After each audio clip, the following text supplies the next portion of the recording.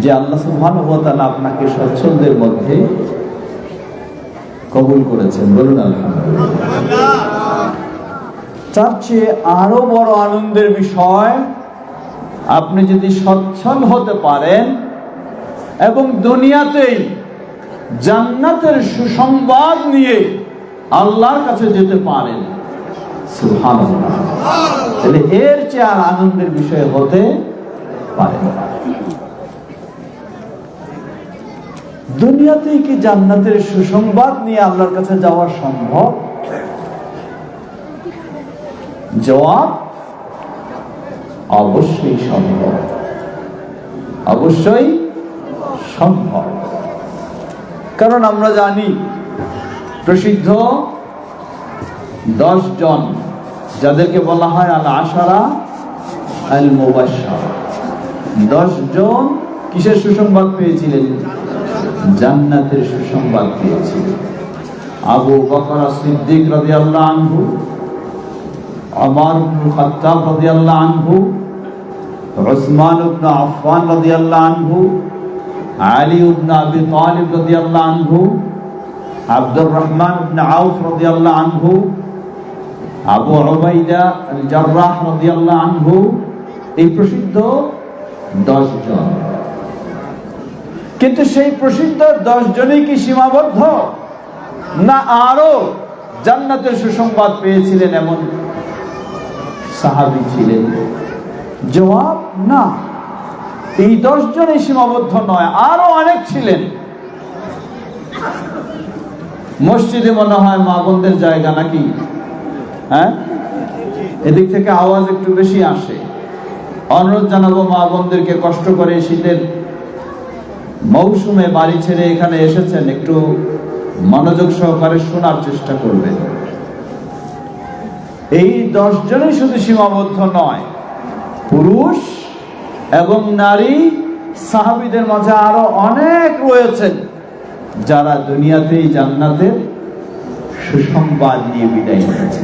উদাহরণস্বরূপ যেমন হাদিস সহিহুল বুখারী, দূর দেশ থেকে গ্রাম থেকে গ্রাম্য একজন সাহাবী আসলেন। মানে কি, অনেক শিক্ষিত নয়, অনেক সম্পদশালীও নয়, সাদাসিধা একজন মানুষ এসে বললেন, হে আল্লাহ রাসূল সাল্লাল্লাহু আলাইহি ওয়াসাল্লাম, দুল্লানি আলা আমালিন ইযা আমিলতুহু দাখালতুল জান্নাহ, আমাকে এমন কিছু আমলের সংবাদ দিন, আমি যদি সেই আমলগুলি করতে পারি দাখালতুল জান্নাহ, কোথায় যাব? জান্নাতে যাব। সুবহানাল্লাহ। আল্লাহ রাসূল সাল্লাল্লাহু আলাইহি ওয়াসাল্লাম তাকে কয়েকটি কথা বললেন, খুব বেশি বলেন। বললেন, তা'বুদুল্লাহ, কার ইবাদত করো, লা তুশরিকু বিল্লাহ, কি করো না? ইবাদত করো আল্লাহ, এবং কি করো না? শিরক করো না। ওয়া তুসাল্লি আস-সালাওয়াত আল-মাকতুবা, এবং ফরজ সালাতগুলি আদায় করবে। ওয়া তুআদ্দি আজ-যাকাত আল-মাফরুদা, এবং ফরজ যাকাত আদায় করবে। ওয়া তাসুম রমাদান, এবং রমাদানের সিয়াম পালন করবে। এগুলি বলতেই, এগুলি যখন বললেন তিনি শুনলেন, শোনার পরে বললেন, ওয়াল্লাহি লা আযীদু আলা যালিক, আল্লাহর কসম করে বলছি, যা আপনার কাছে শুনলাম এর চেয়ে আর আমি কিছু বেশি করব না, বলে চলে যাচ্ছেন।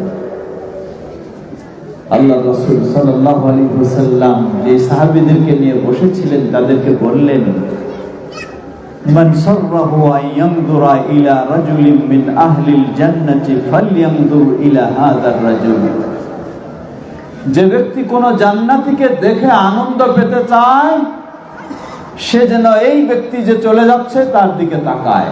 সুবহানাল্লাহ, সুবহানাল্লাহ। মানে কি?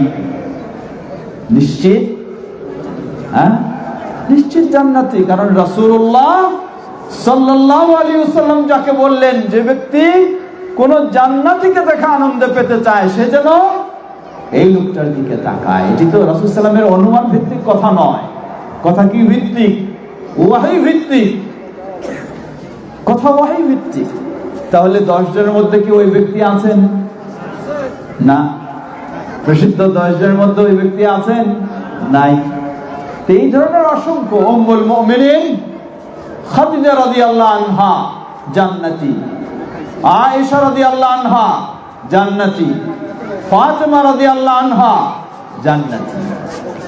তাহলে এই জন্য অসংখ্য রয়েছেন যারা দুনিয়াতেই জান্নাতের সুসংবাদ লাভ করেছে। যেই সাহাবীর ক্ষেত্রে আল্লাহ রাসূল সাল্লাল্লাহু আলাইহি ওয়াসাল্লাম বললেন যে চায় এই জান্নাতি ব্যক্তির দিকে দেখে আনন্দিত হতে, সে যেন এই ব্যক্তির দিকে তাকায়। ওই ব্যক্তিকে কি নির্দেশ দিয়েছিলেন? প্রথম হলো আনতা আবুদাল্লাহ, কার ইবাদত করবে? যারা বলেন কার ইবাদত? ইবাদত একমাত্র হতে হবে আল্লাহ, একমাত্র আল্লাহ। এটাকে আরো দৃঢ় করলেন, লা তুশরিক বিহি শাইআ, আল্লাহর সাথে কখনো শরীক করবে না। তাহলে মনে রাখবেন, জান্নাত পাওয়ার জন্য মৌলিক দুটি বিষয় প্রয়োজন। প্রথম হলো ইবাদত হতে হবে কার জন্য? আল্লাহর জন্য। যদি ভিন্নের জন্য ইবাদত হয় তাহলে সেই ব্যক্তি অবশ্যই শিরকে লিপ্ত হবে, জান্নাত তার জন্য হারাম হয়ে যাবে। আল্লাহ সুবহানাহু ওয়া তাআলা বলেন, ইন্নাহু মান ইউশরিক বিল্লাহ ফাকাদ হারামাল্লাহু আলাইহিল জান্নাহ ওয়া মাওয়াহুন নার ওয়া মা লিয-যালিমিনা মিন আনসার। নিশ্চয়ই যে আল্লাহর সাথে শিরকে লিপ্ত হয়, ফাকাদ হারামাল্লাহু আলাইহিল জান্নাহ, আল্লাহ তার জন্য জান্নাতকে হারাম করে দিয়েছেন। ওয়া মাওয়াহুন নার, জাহান্নাম তার জন্য অপরিহার্য হয়ে যায়। আল্লাহ সুবহানাহু ওয়া তাআলা একদিকে আল্লাহর ইবাদত, অপরদিকে আল্লাহর সাথে শিরক থেকে মুক্ত হওয়া। কি থেকে মুক্ত হওয়া? শিরক থেকে মুক্ত হওয়া। পৃথিবীর বুকে সবচেয়ে জঘন্যতম অপরাধ নাম কি? জঘন্যতম অপরাধ নাম হলো শিরক।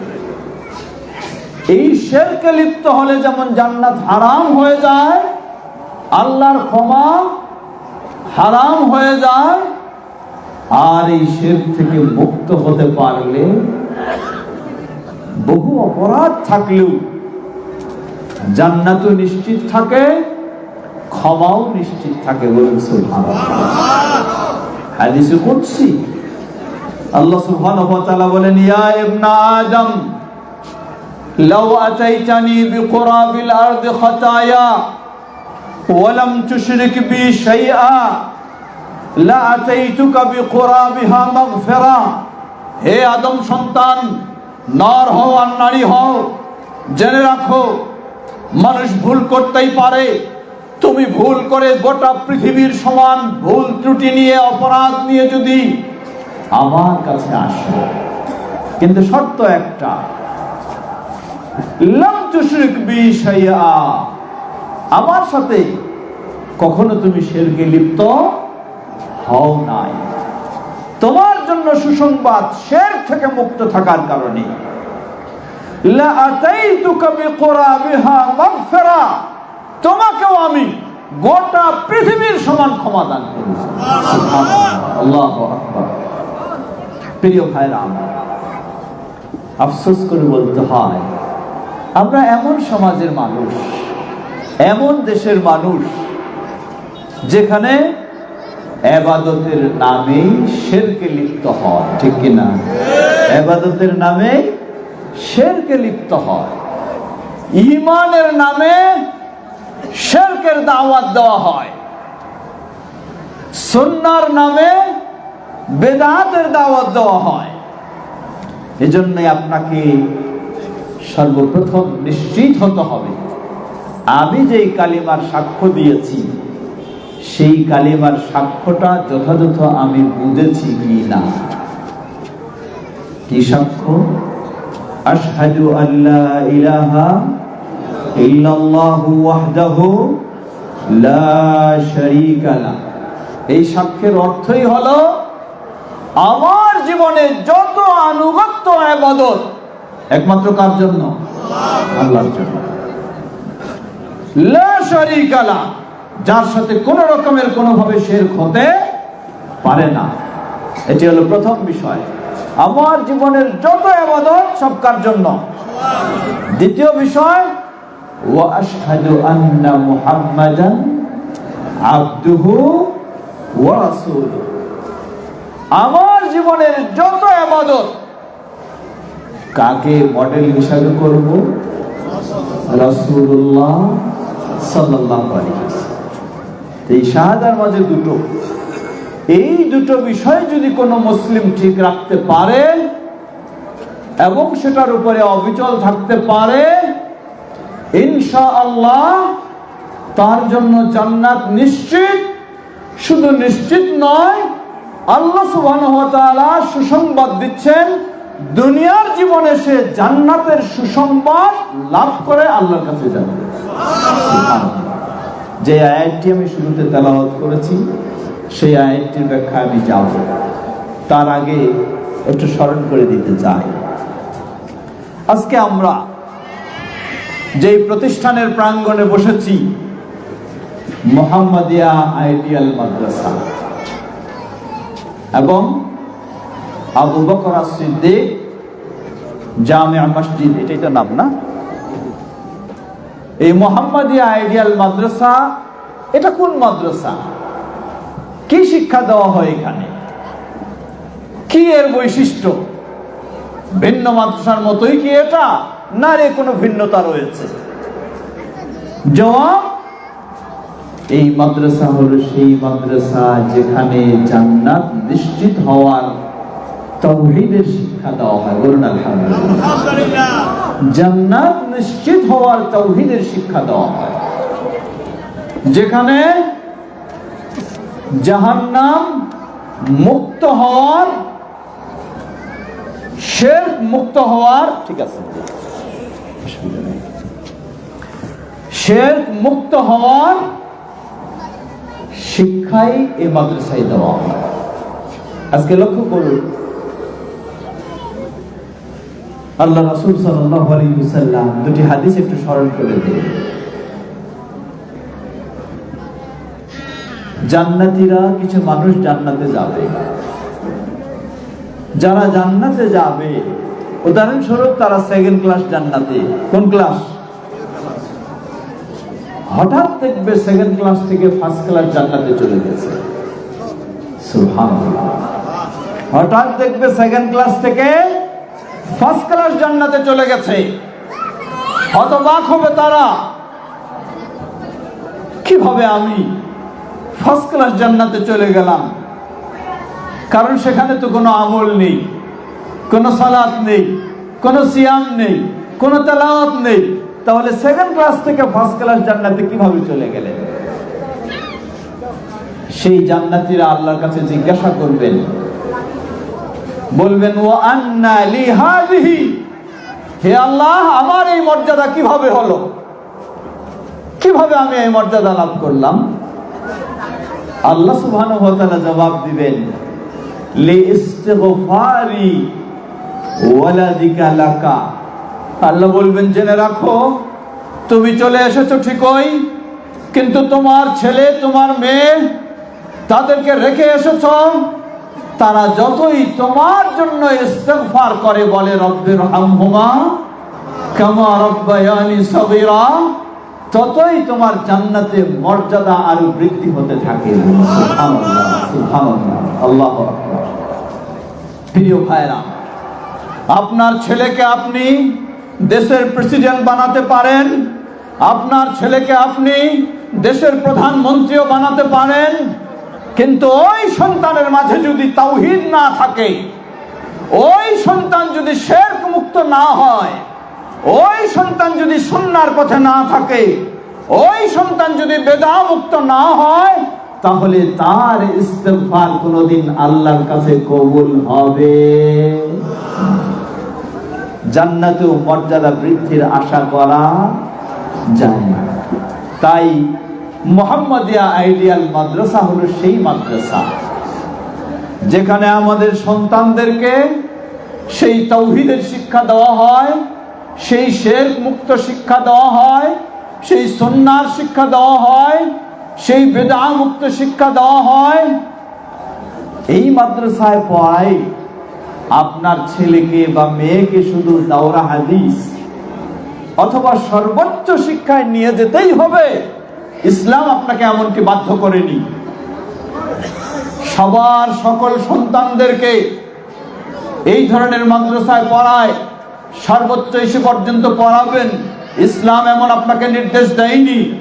কিন্তু ইসলাম আপনাকে নির্দেশ দিয়েছে অবশ্যই আমাদের সন্তানদেরকে মৌলিক প্রাথমিক হলেও তাকে তাওহীদের, এদিকে কথা বলে কি, এখানে কে কথা বলে, তাকে তাওহীদের এবং সুন্নাহর শিক্ষা আপনাকে দিতেই হবে।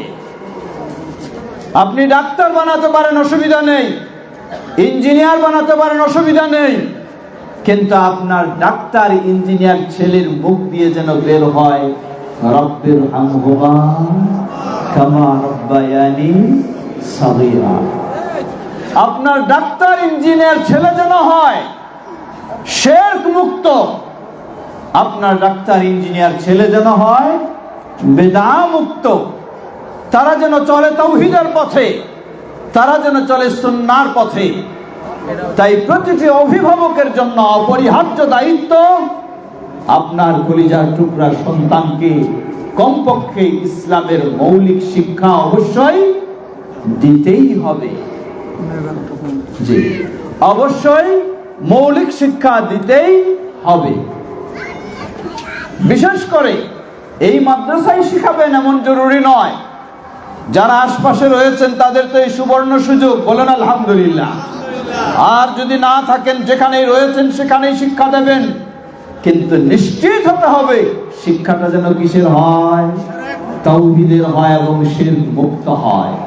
শিক্ষাটা যেন সুন্নাহর হয় এবং বিদআ মুক্ত হয়।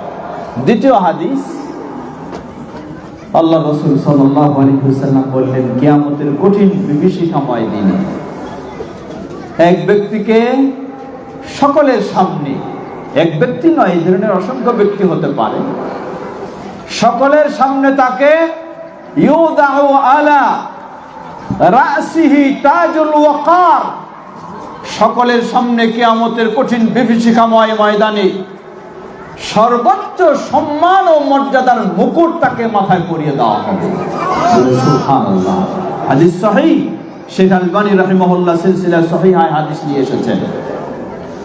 ওই ব্যক্তিকে তো এই সর্বোচ্চ সম্মান মর্যাদার মুকুট পরানোই হবে। ঠিক ওই বিভীষিকাময় ভয়াবহ কিয়ামতের মাঠে সকলের সামনে ডাকা হবে, অমুকের বাবাকে তাকে নিয়ে আসা হবে, অমুকের মাকে তাকে নিয়ে আসা হবে। ওয়ায়ুকসা ওয়ালিদাহু হুল্লাতাইনি, অতঃপর তার বাবা এবং মাকে সকলের সামনে সর্বোচ্চ মর্যাদা ও সম্মানের সুন্দর পোশাক পরানো হবে। কোন পোশাক? আল্লাহ রাসূল সাল্লাল্লাহু আলাইহি ওয়াসাল্লাম বলছেন, লা ইউকাউইমুহুমা আহলুল দুনিয়া, গোটা দুনিয়ার মানুষ যদি ওই বাবা মায়ের সম্মানের পোশাকের মূল্যায়ন নির্ধারণ করতে চায়, তবু তারা মূল্যায়ন নির্ধারণ করতে পারবে না, এত মূল্যবান। সুবহানাল্লাহ।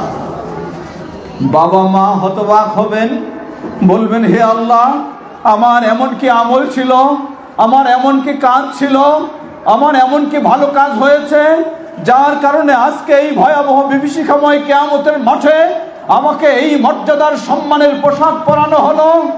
আল্লাহ সুবহানাহু ওয়া তাআলা জবাব দেবেন, লিআখযি ওয়ালাদিকাল কুরআন, জেনে রাখো তুমি তোমার সন্তানকে কোরআন শিক্ষা দিয়েছো, সে কোরআনের শিক্ষায় শিক্ষিত হয়েছে, কোরআন বুঝেছে, কোরআন মেনেছে, কোরআনের আলোকে নিজেকে আলোকিত করেছে, তুমি তোমার সন্তানকে এভাবে গড়ে তুলেছ, তাই ওই সন্তানের এই ভয়াবহ বিভীষিকাময় মাঠে সর্বোচ্চ সম্মানের মুকুট তাকে পরানো হলো, আর তোমরা তার বাবা এবং মা, এজন্য তোমাদেরকে সকলের সামনে সর্বোচ্চ সম্মানের পোশাক পরানো হলো। সুবহানাল্লাহ, আল্লাহু আকবার। সত্যি আপনি সৌভাগ্যবান যদি আপনি আপনার সন্তানকে সেভাবে কোরআন শিক্ষা দিতে পারেন, সেভাবে সঠিক দিন শিক্ষা দিতে পারেন। তবে মনে রাখবেন, সন্তানকে কোরআন শিক্ষা দিলেন কিসের জন্য? কোরআন শিক্ষা দিলেন কোন জায়গায়, কোন দোকান, কোন বাড়ি উদ্বোধন করা হবে সেখানে কোরআন খতমের জন্য। কোথায় চল্লিশা হবে, কোথায় মৃত্যুবার্ষিকী হবে, সেখানে কোরআন খতমের জন্য। যদি এই উদ্দেশ্য হয়, এই লক্ষ্য হয়, তাহলে মনে রাখবেন দুনিয়াতেই হয়তো কিছু পাইতে পারেন, সব শেষ, আখিরাতে পাওয়ার সুযোগ নেই। এজন্য মুহাম্মদী আইডিয়াল মাদ্রাসার বৈশিষ্ট্য হলো সেটাই, এখানে সেভাবেই কোরআন শিক্ষা দেওয়া, সেভাবেই সুন্নাহ শিক্ষা দেওয়া, যার মাধ্যমে নিজেকে সে তাওহীদের পথে আলোকিত করতে পারবে, নিজেকে সে সুন্নাহর পথে আলোকিত করতে পারবে, নিজেও সে কিয়ামতের ভয়াবহ দিনে সম্মানিত হবে, তার বাবা মাকেও সে সম্মানিত করতে পারবে। আলহামদুলিল্লাহ, আল্লাহ আমাদের এই প্রতিষ্ঠানকে কবুল করে নিন, বলুন আল্লাহুম্মা। প্রিয় ভাইরা আমার, আপনারা অনেক দূর থেকে বিভিন্ন জন এসেছেন, বিভিন্ন জায়গা থেকে, খুব দীর্ঘ সময় নিতে চাই না, বিশেষ করে আপ্যায়ন প্রস্তুত হয়ে গেছে মনে হয়, তাই আমার কাছেও সময়ের নির্ধারণ এসে গেছে। আর বিশেষ করে অনেকে দূর থেকে এসেছেন, দূরে যাবেন, তাই আমরা খুব লম্বা সময় নেব না, স্বল্প সময় শেষ করতে চাই। ফিরে যাই আবারও ওই সুসংবাদ, দুনিয়াতে সুসংবাদ নিয়ে যেন, কিসের সুসংবাদ? জান্নাতের সুসংবাদ নিয়ে যেন আল্লাহর কাছে যেতে পারি। আল্লাহ বলেন, ইন্নাল্লাযীনা ক্বালু রাব্বুনাল্লাহ সুম্মা ইসতাকামু তাতানাজ্জালু আলাইহিমুল মালায়েকা আল্লা তাখাফু ওয়া লা তাহজানু وأبشروا بالجنة التي كنتم توعدون إن الذين قالوا ربنا الله, যারা এই স্বীকৃতি দেয়, এই ঘোষণা দেয় আমাদের রবকে, রবকে, সব ইবাদতের পাওয়ার মালিককে, তবে মাঝে মাঝে সেজদা তো পীর সাহেবকে দেওয়াই যাবে। হ্যাঁ, চলবে না? বাবা মার পায়ে তো মাঝে মাঝে দেওয়া যাবে। নতুন বিয়ে করলে শ্বশুর শাশুড়ি ওখানে তো দিতেই হবে নাকি? হ্যাঁ, লা হাওলা ওয়ালা কুওয়াতা ইল্লা বিল্লাহ। ইন্নাল্লাযীনা ক্বালু রাব্বুনাল্লাহ, যারা এই ঘোষণা দেয় আমাদের রব হলেন একমাত্র কে, স্রষ্টা একমাত্র কে, সব কিছুর মালিক একমাত্র কে, এটাই প্রমাণ হয় আপনি দেশের সর্বোচ্চ ক্ষমতার মালিকও যদি হয়ে থাকেন, তবু আপনাকে বিশ্বাস করতে হবে মূল মালিককে। বেশি দিন হয়নি এই দেশের সবচেয়ে ক্ষমতার মানুষ যিনি ছিলেন, আজকে তিনি নিজের ঘরেও থাকার অধিকার রাখেন না, ঠিক কিনা? নিজের ঘরেও থাকার অধিকার নেই। সুতরাং সব ক্ষমতার মালিক বলে গেলে চলবে না, মনে রাখতে হবে। আপনিও যদি আবার সীমা লঙ্ঘন করেন, আপনারও অবস্থা একই হতে পারে। কিন্তু যখন আপনি বিশ্বাস করবেন সব ক্ষমতার মালিক একমাত্র কে, মেনে নিতে হবে কাকে, কার দিন মানতে হবে, কার আনুগত্য স্বীকার করতে হবে, কার তাওহীদের পথে চলতে হবে, কার শিরক থেকে মুক্ত থাকতে হবে? আল্লাহ। ইন্নাল্লাযীনা ক্বালু রাব্বুনাল্লাহ, যারা এই স্বীকৃতি দেয়, সুম্মা ইসতাকামু, গোটা জীবনটাই এই তাওহীদের পথে থাকবে, শিরক মুক্ত থাকবে, মুমূর্ষ অবস্থায় পৌঁছে যাবে, ঠিক ওই অবস্থায় তাতানাজ্জালু আলাইহিমুল মালায়েকা, তাদের কাছে আল্লাহর বিশেষ ফেরেশতারা এসে উপস্থিত হবেন। ফেরেশতারা এসে বলবেন, আল্লাহ তাখাফু, তোমরা তাওহীদের পথে ছিলে, তোমরা শিরক মুক্ত ছিলে, আল্লাহ তাখাফু, তোমাদের কোনো ভয়ের কারণ নেই, ওয়ালা তাহজানু, তোমাদের কোনো দুশ্চিন্তার কারণ নেই, ওয়া আবশিরু বিল জান্নাতিল্লাতী কুনতুম তুআদুন, তোমরা সুসংবাদ নিয়ে নাও, যেই জান্নাতের প্রতিশ্রুতি তোমাদেরকে দেওয়া হয়েছে সেই জান্নাত তোমাদের জন্য অপেক্ষা করছে। সেই জান্নাতের তোমরা সুসংবাদ নিয়ে দুনিয়া থেকে বিদায় নাও। লিল্লাহি তাকবীর, লিল্লাহি তাকবীর, আল্লাহু আকবার। দুনিয়ার জীবনে জান্নাতের সুসংবাদ নিয়ে নিশ্চিত হয়ে আপনি আল্লাহর কাছে যাবেন। ফেরেশতারা আবার বলবেন, নাহনু আউলিয়াউকুম ফিল হায়াতিদ দুনিয়া, আমরা তোমাদের দুনিয়ার জীবনে বন্ধু ছিলাম, তাই আজকে হারিয়ে যাব তা নয়। ওয়ালাকুম ফিল আখিরা, আখিরাতের জীবনেও আমরা তোমাদের বন্ধু হিসাবে তোমাদের সাথেই থাকবো। ওয়ালাকুম মা তাস্তাহি আনফুসুকুম, আর তোমাদের জন্য যেই জান্নাত প্রস্তুত সেই জান্নাত হলো ওই জান্নাত তোমাদের মনের চাওয়া শুধু বাকি, কিন্তু আল্লাহ সব প্রস্তুত করে রেখেছেন। চাইতে বাকি, প্রস্তুত হতে বাকি নয়। কেন? নুজুলাম মিন গফুরির রহিম, এ তো হলো মেহমানদারি, এ তো হলো আদর আপ্যায়ন, এ তো হলো সব কিছু প্রস্তুত কার পক্ষ থেকে? মিন গফুরির রহিম, সর্বজনী দয়াশীল, যিনি ক্ষমাশীল, সেই আল্লাহ সুবহানাহু ওয়া তাআলার পক্ষ থেকে। পর্দার আড়ালের মা বোনেরাও রয়েছেন, মা বোনদের বিষয়েও সংক্ষিপ্তভাবে দুটি কথা স্মরণ করে দিতে চাই। মা বোনেরা সহজ সরল মনের মানুষ, মা বোনেরা দিন প্রিয় বেশিরভাগ, যদিও বিভিন্ন দিক থেকে তাদেরকে দিন থেকে বের করে নেওয়ার সর্বোচ্চ চেষ্টা চলছে, কিন্তু এরপরও আমরা মনে করি বিশেষ করে যারা মাহফিলে এসেছেন তারা অবশ্যই দিন প্রিয়। আল্লাহ রাসূল সাল্লাল্লাহু আলাইহি ওয়াসাল্লাম নারীদের জন্য বিষয়গুলিকে অনেক সহজ করে দিয়েছেন, বলুন আলহামদুলিল্লাহ।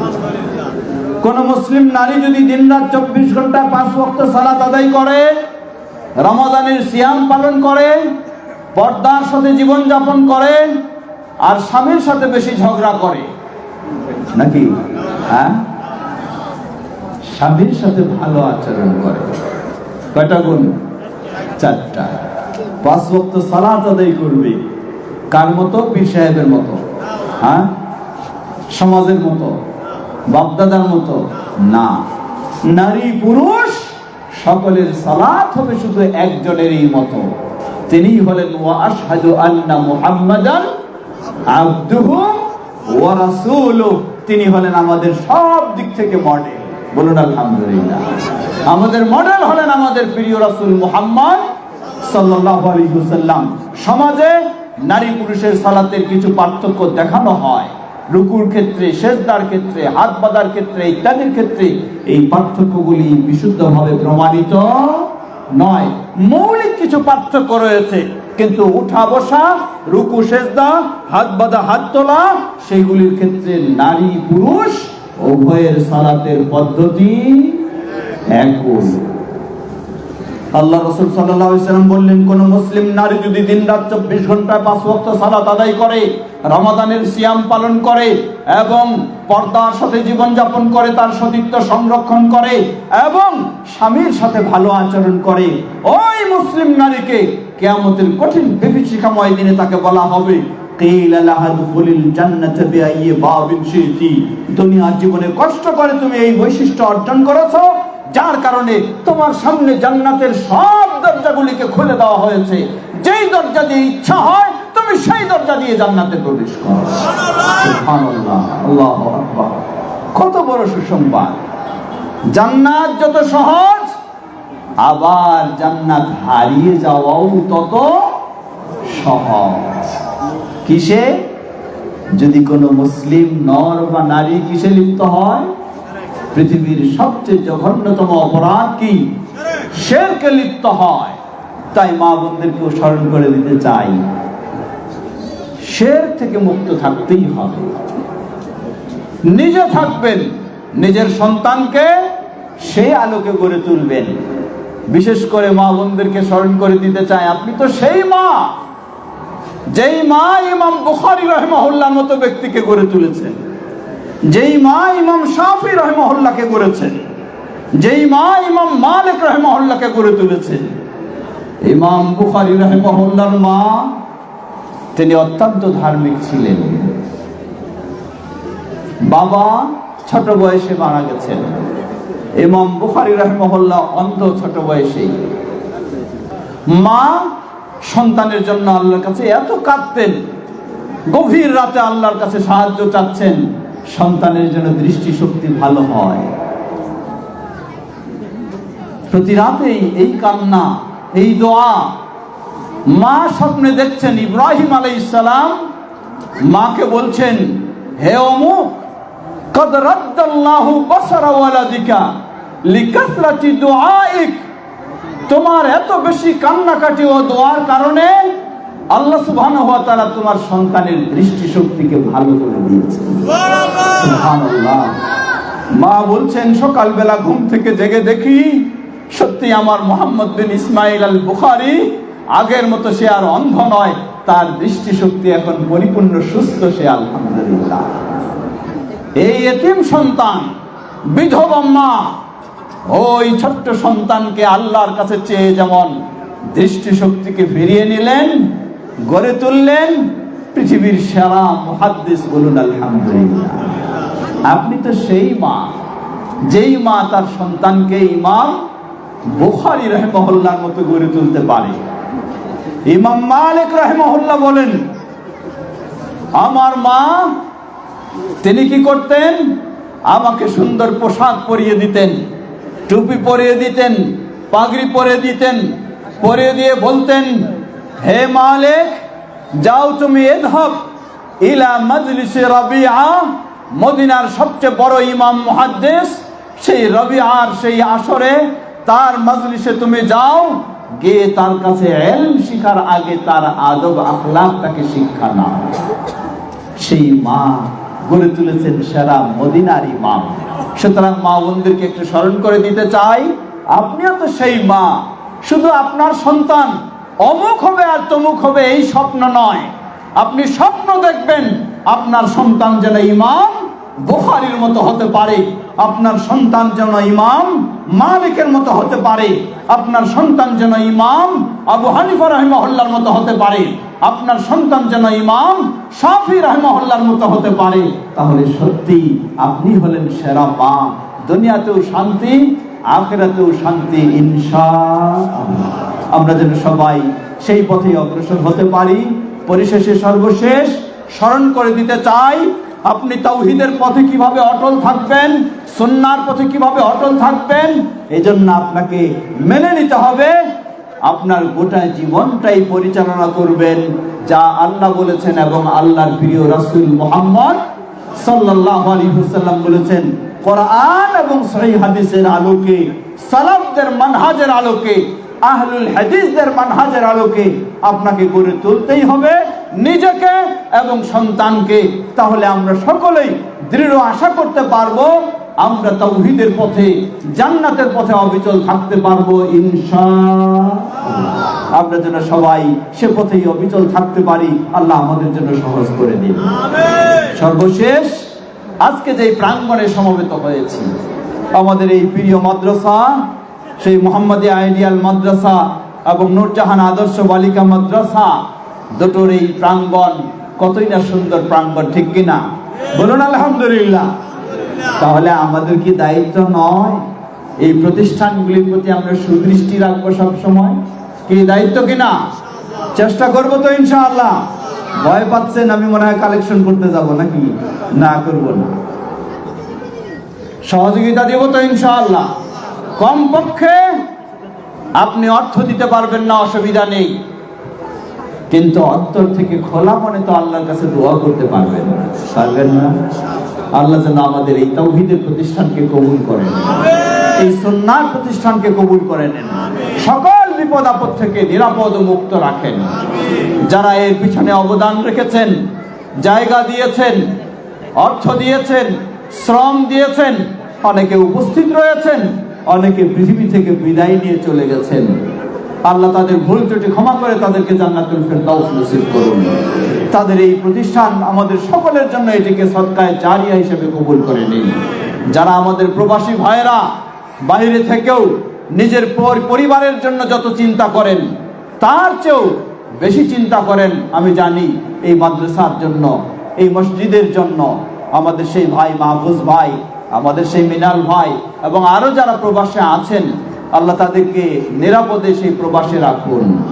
তাদের ব্যবসা বাণিজ্যে আরো বেশি বারাকা দান করুন। তাদের পরিবারের সকলকে দিনের উপরে থাকার তৌফিক দান করুন।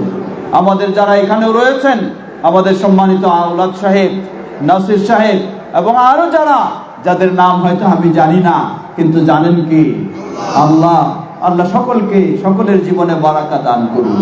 তাদের রুজি রোজগারে আরো বেশি বারাকা দান করুন, যেন এই প্রতিষ্ঠানে আরো বেশি আমরা অবদান রাখতে পারি। আল্লাহ আমাদের সবাইকে সে তৌফিক দান করুন। আমরা যেন সবাই ঐক্যবদ্ধভাবে থাকতে পারি। এই প্রতিষ্ঠানকে শুধু আজকে যে ক্লাস রয়েছে এটুকু নয়, আলহামদুলিল্লাহ আমাদের জায়গা অনেক বৃদ্ধি হয়েছে। এটি একটি দাওরা হাদিস পর্যন্ত হবে ইনশাআল্লাহ। শুধু দাওরা হাদিস নয়, বরং আজকে আমাদের এই প্রতিষ্ঠানের একজন সাবেক ছাত্র, বর্তমান শিক্ষক নাকি সাবেক ছাত্র, তাকে আপনাদের সকলের সামনে সম্মাননা দেওয়া হয়েছে।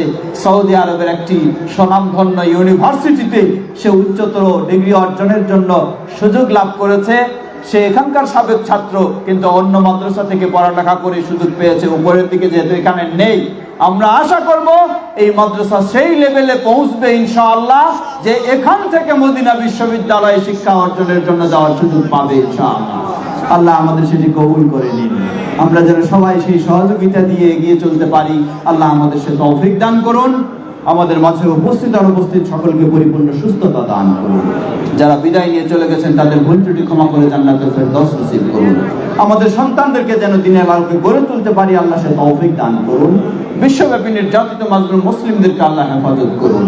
আমাদের দেশের সকল স্তরের মানুষদেরকে তাওহীদ ও সুন্নাহর পথে হেদায়েত দান করুন।